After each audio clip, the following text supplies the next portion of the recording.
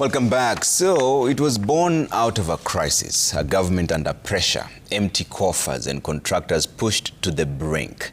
As the country struggled with insurmountable public debt and pending bills running into hundreds of billions, the state turned to an unconventional solution, selling future revenues to raise cash today. Tonight, we take you inside the high-stakes gamble to keep road projects moving and the tough policy choices behind it. Here now is Jasmine Wamboy.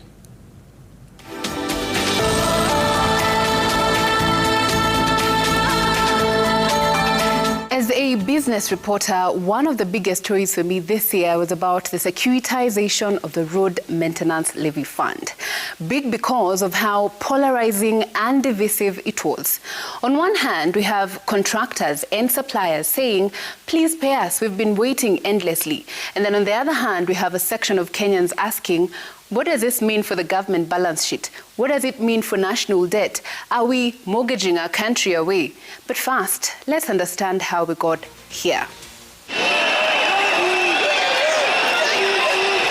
It is June of 2024.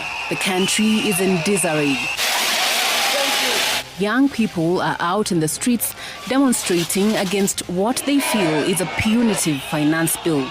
The president, under immense pressure, withdraws it and then days later fires his entire cabinet. We will unlock the potential of our country. When he reconstituted it, it is Davis Churchill who was thrown into the troubled roads sector. It is the same man the president had relied on in 2023 to manage the fuel and dollar shortage crisis, a task that culminated in the government-to-government fuel importation deal. I came into this office on a Thursday, August 2024, after being sworn in.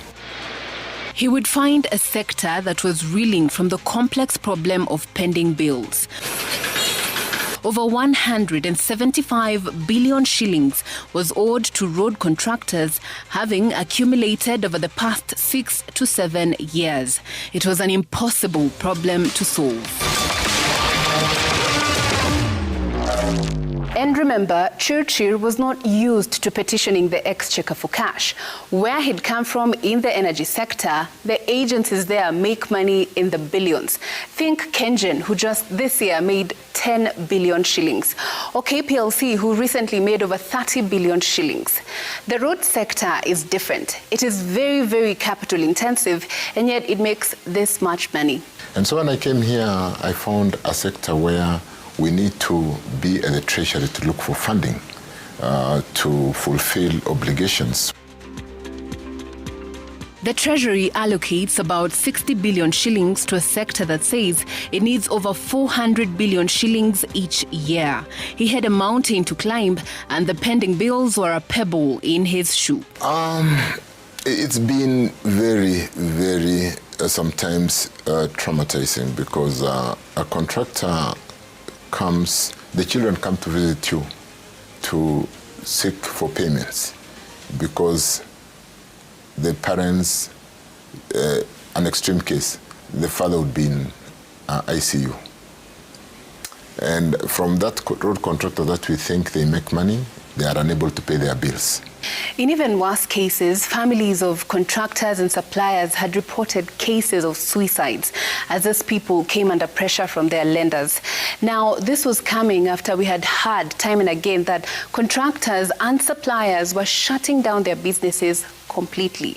At one point, headlines described doing business with the government here in Kenya as one of 1,000 ways to die. I was tasked to basically look for innovative ways of raising money. And the cash could not really come by depriving school capitation or depriving the public health sector. And borrowing was also off the table. We all know that the global financial institutions, the IMF and the World Bank, have been very, very observant and monitoring the amount of debt that third world countries incur. And they've put some kind of limits on debts on Kenya and similar third world countries based on the GDP that we produce. So securitization of the Road Maintenance Levy Fund became one of the few viable options, but the idea had been tried time and again unsuccessfully. The question is the mechanics, how to go through securitization. What is the process that gets everybody comfortable? Is World Bank happy? Is IMF happy? Is the National Treasury happy? Are you involving everybody? Is Central Bank happy? Put simply, securitization is a sale of all or a portion of future receivables of income in exchange for money today. In this case, the government sold 7 out of the 25 shillings collected per litre of fuel for road maintenance. So we do not owe this person money. What we do is the person has committed to collect this money in future. This transaction raised the 175 billion shillings needed to clear all pending bills in the roads sector. And the government now says that all pending bills in the road sector have been paid. But you might have heard that the government wants to securitize an additional 5 shillings out of the remaining 18 shillings in the levy and wondered why. So the 7 shillings was to pay existing pending bills. Contractors have resumed work, and as they work, they're going to issue new certificates of work completed. This is why we're securitizing an additional 5 shillings. The 5 shillings is being securitized to raise 120 billion shillings. These funds are adequate to complete all the ongoing projects by the year 2027. The plan is to receive 60 billion in the current financial year of the 120 billion, and the other 60 billion in financial year 26-27. So as certificates fall due for payment, we will have funds available to see that they're all paid up to completion of these road projects.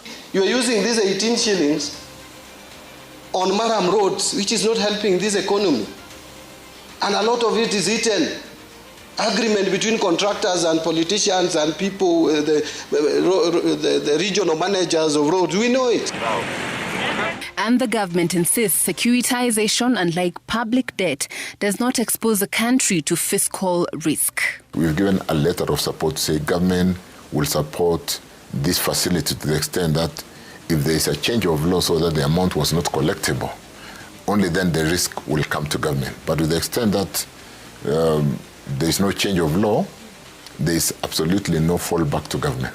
Now, covering this journey of securitization over the last year has been a huge lesson for me on the delicate balance that has to be struck.